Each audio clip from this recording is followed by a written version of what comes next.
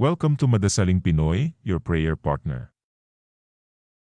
Ngayon ay Lunes ng ika-31 linggo sa karaniwang panahon. Ang mabuting balita ng Panginoon ayon kay San Lucas.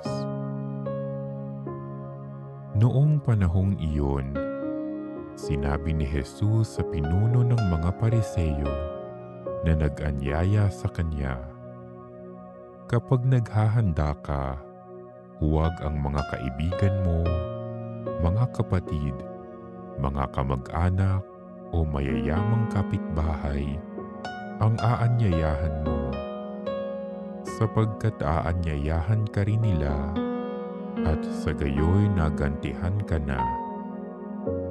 Kaya kung ikaw ay maghahanda ng isang malaking salo-salo, ang mga pulube, mga pingkaw, mga pilay at mga bulag, ang anyayahan mo, hindi sila makagaganti sa iyo at sa gayoy magiging mapalad ka.